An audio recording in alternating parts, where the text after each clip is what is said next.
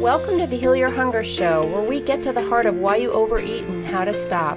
If you struggle with food and weight like I did, welcome home. Welcome, everybody, to the Heal Your Hunger Show. So happy to have you here. It is a great day to be alive, and I'm really excited about today's topic. I might ruffle a few feathers with this one, but that's a good thing, right? We got to keep on our toes, keep thinking and learning and being challenged a bit. So if you're here at the Heal Your Hunger Show for the first time, I want to welcome you. This is where we dig into deeper topics around struggles with food and weight, because it's not about the food and it's not about the weight. Overweight is a symptom of overeating, and overeating is a symptom of what's eating you. In my experience, I was 50 pounds overweight. And so it wasn't until I started really understanding the connection between my emotions and my cravings that I began to get anywhere with weight loss and sustainable weight loss. So if you're looking for sustainable weight loss, guess what? That's what we talk about here, is all the things that go into that, because it's not about just having the right food plan. It's not about just exercising. You gotta really understand what emotional eating is and how that's really keeping you stuck and keeping you self-sabotaging. So it's the missing link in my experience with anybody who struggles chronically with food and weight. So welcome. And if you're not sure if you're an emotional eater or a food addict, guess what? You get to go and find out right now by going to the Heal Your Hunger website, healyourhunger.com. There is a quiz on there, and all you do is take that quiz in 3 minutes and boom, you know exactly where you stand on the spectrum. Because my experience is just about everybody's an emotional eater. I mean, we like to have, some feel goods from eating. And if you're not sure whether you're an emotional eater or a food addict, I want to invite you to go to the Heal Your Hunger website and take the quiz. There's a free quiz on there at healyourhunger.com. And that quiz in 3 minutes, when you take it, will tell you exactly where you are on the spectrum, whether you're an emotional eater or a food addict or somewhere in between. And if you're not sure if you're an emotional eater or a food addict, go ahead and take the quiz on my website. It's healyourhunger.com. And there's a free quiz on there, which will give you a personalized score when you take it. And it'll tell you whether you're an emotional eater or a food addict or somewhere in between. So find out your score, and then you'll know what you're dealing with. You got to know what the problem is before you start applying a solution. So this is really a really important topic. So what I want to do is talk about the difference between believing in God and trusting God. And why would I talk about this in a group about weight loss and emotional eating? Well, because it has everything to do with it. Now, you have to understand, we don't just overeat. We don't just have cravings for chocolate. I mean, I get that you have those cravings, but they don't come from nowhere. They don't just happen. And it's really important that we dig into this, because otherwise we feel like a victim, right? We feel like, oh, it happened again. Like it happened again. I was doing good. Everybody always says I was doing good. And then boom, I got into it. I got into the bag of cookies. I got into the nuts. I got into the chocolate, and I lost control. And now I feel awful. I feel awful. I did it 3 days in a row. Now my pants don't fit, they're snug. And so this happens, but it doesn't happen to us. And I want to really drive this point home for you so that you stop feeling like a victim and start realizing you have a lot more say in your relationship with food, that it's not like some bad weather that just rolls through. It's not a storm that rolls through. When you have cravings, that you are actually creating those cravings based on how you're living. Okay. And I'm not blaming you. I'm saying that actually this is good news. If we're not just a victim, if it's not just like lightning is indiscriminately striking and we're victims and we never know when it's going to strike or when the storm's going to roll through, then we can realize that we have a say and that we can start acting differently and start experiencing a different relationship with food. So back to this God thing. So, the question I have for you is, do you talk about believing in God, but act like there is no God? Do you talk about believing in God, but act like there is no God? The reason why this is so important is because emotional eaters typically have a belief in God. Okay. So emotional eaters are typically spiritual seekers, in my experience. We are yearning for some depth and some kind of connection with a spiritual source. I know I was from a very young age. I went to church as a kid, and God was very important in my father's life. He was a very devout man and didn't push it on us. And our church experience wasn't, it wasn't hellfire and brimstone. It was moderate, and it was pleasant. But it wasn't enough for me. I didn't really enjoy the church, the formality and the pomp and circumstance of church, and religion. But I definitely craved a connection with a higher power. I definitely craved that some kind of comfort from God. And so I believed in God. I didn't ever not believe. I believed in God. And it's basically something that I felt like I needed. And I think emotional eaters do feel that need. And therefore we are seekers, and we seek a connection with a higher power, which is beautiful. The problem is that we often play God in our lives, and we don't give God a chance to run our lives. And what I mean by that is, let's take food, for instance. Just the act of overeating. The reason we overeat is because we are using food instead of God. Okay. When we have uncomfortable feelings, when we're feeling, out of sorts or angry or upset or afraid, and we turn to food, what we're basically saying is that food is going to sustain me. That food is going to support me and love me and be there for me. Well, isn't that what we should be doing with God? Shouldn't we be turning to God and saying, support me and love me and see me through this hard time? Of course it is. And we may say that, but when we eat, we're not really, following through on what we say we believe about God. If we believe God is all powerful, all knowing, all loving, and everywhere present, and there for us no matter what, and yet we go and say we're going to depend on food this time, we're basically denying that relationship, and we're denying that God is all powerful, all knowing, all loving, everywhere present. So, and again, I'm not blaming anybody. I'm not, swatting anybody's hand here. I'm just saying, I want to bring this to your attention that, believing in God isn't enough. We can't just believe in God. We have to trust God, which is very hard when you're a food addict. It's very hard when you're an emotional eater and, food calls to you. I get that. I've been there, 50 pounds overweight, totally addicted. There's something sweet in my eyesight. My hand was in it. Okay. I was totally addicted to food and to sweets. But my recovery path is one of turning away from the food and toward God. And that's what I want to talk to you about today. Let me talk about some of the other things that we might be doing, or you might be doing in your life, that you don't realize are unconsciously choosing to not trust God.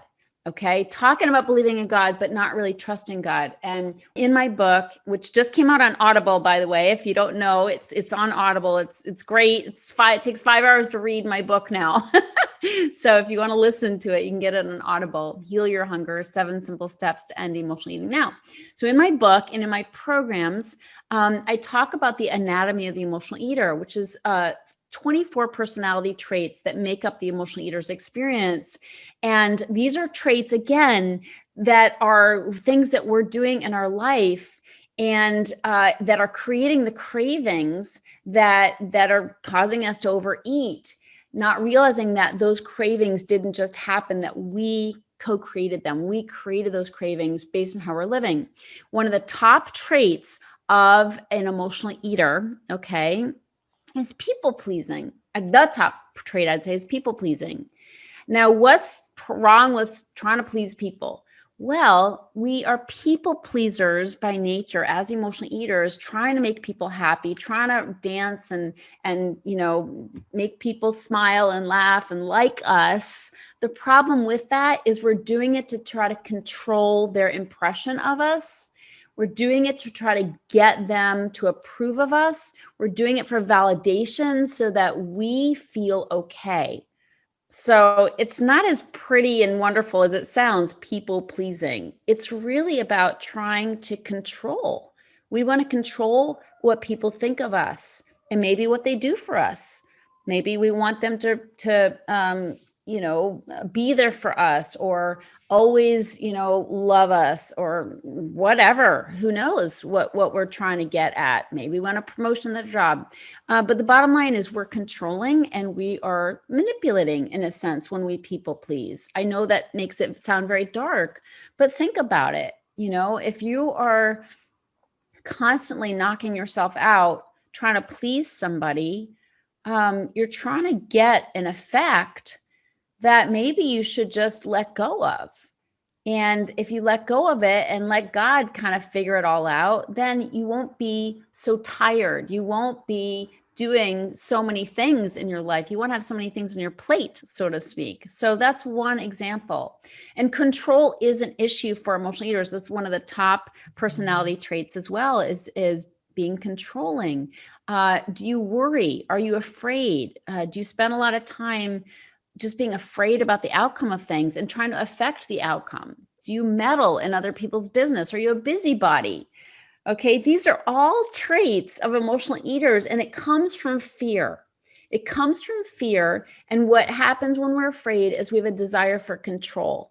Okay, when we're afraid something's not going to work out, then we start going to work trying to make it work out.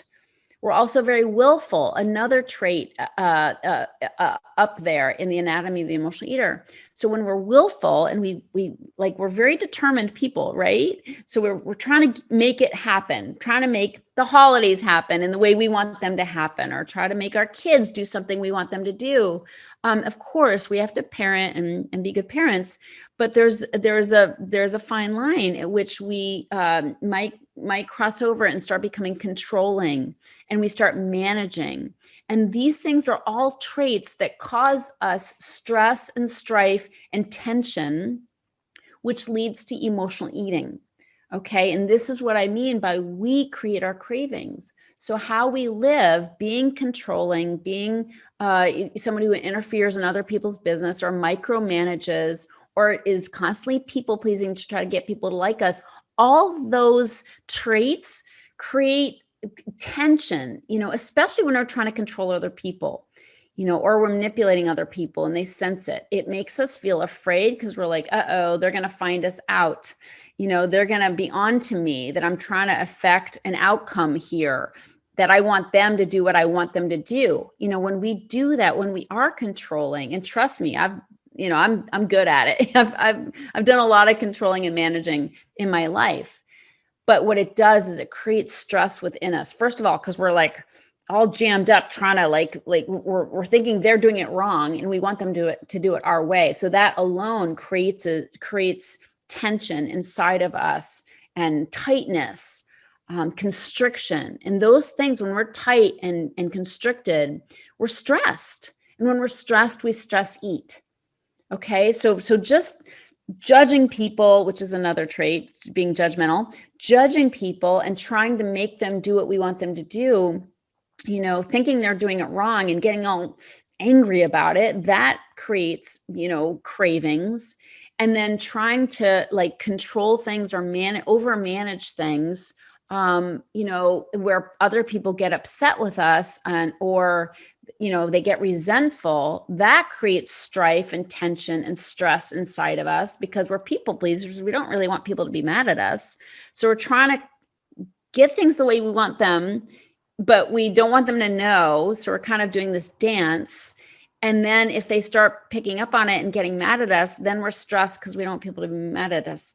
So we end up having all the stress and tension that we then stress eat over. Is this, are you picking up when I'm laying down here? If this is landing, just let me know. Please put it in the comments. We're recording this from the Secret Sauce group. Please put comments below if you relate. And I get this. This is not pretty stuff. Okay. I'm not like, I'm highlighting some pretty dark habits of emotional eaters, some traits that aren't so pretty. But guess what? It's not about the food. It's not about the diet. It's not about ketones. So we got to take a look at how we're living. And the good news is, if we do that, then we can start living differently. I have a lot of shortcomings, and I have to take a look at them in order to be happier. And so I'm still on this journey myself of like, what am I doing? How am I showing up in the world? How is the way I show up affecting other people?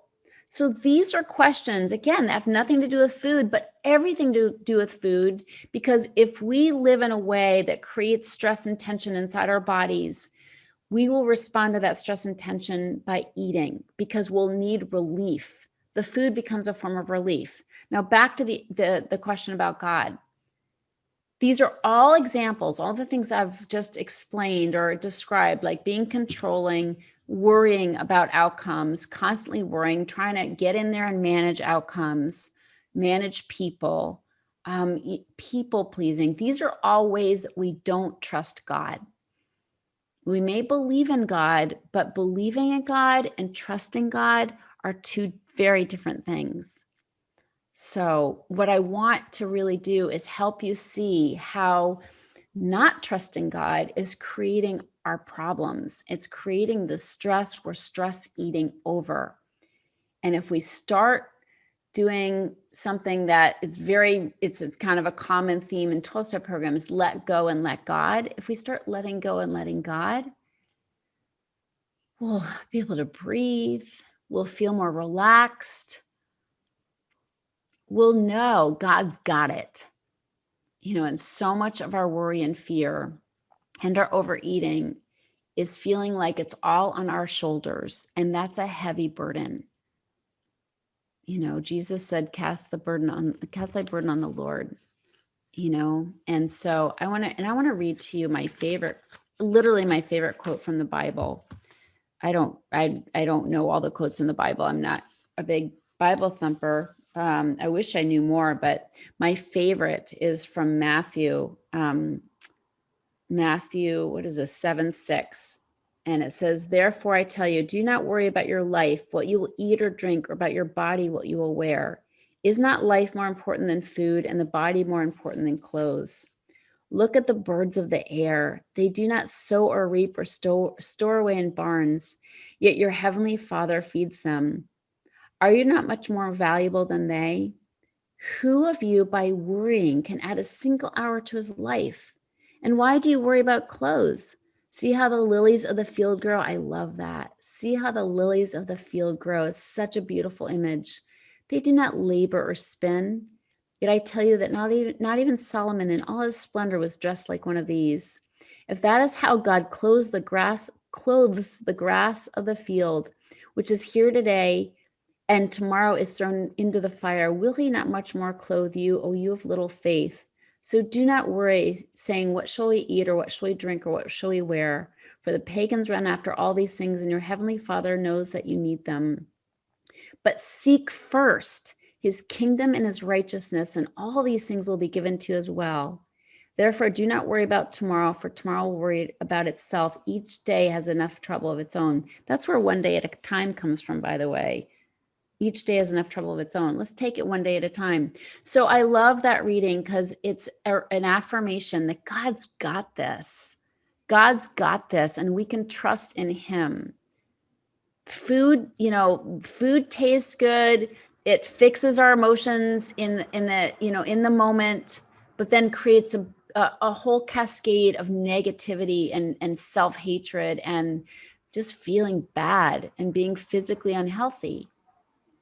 So there are a lot of adverse side effects to depending on food to get us by. And there's a lot of adverse side effects to depending on control and managing and worry to get through life, which all also lead back to overeating. But there are no negative side effects to depending on God, trusting God to take care of things. We are not God. And it's honestly, we're a very poor substitute for God. So I know you're very capable. I know you're very skilled at getting a lot of things done. I know you can manage a lot of people very well. I mean, we have that innate quality, don't we? But there are adverse side effects to us carrying the burden of the world. So we have to let God carry the burden and do for us what we can't do for ourselves. I hope this has made sense. I hope this has landed. Don't say you believe in God only. Trust God. Trust God by giving it to Him. Trust God by turning to God instead of food. It feels so much better, right? Thank you for the comments that you leave. I'd love to comment. I'd love to see them and comment back. So thanks for everybody in the Secret Sauce group and all the wonderful things that you do to contribute and to support other people. And if you're not in the Sauce group yet, if you're a podcast listener and you haven't joined us, join us here. Anyway, sending you much love. Take care. If you enjoyed this podcast and want to get free support, insider health info, exclusive invites to events, and more, visit healyourhunger.com.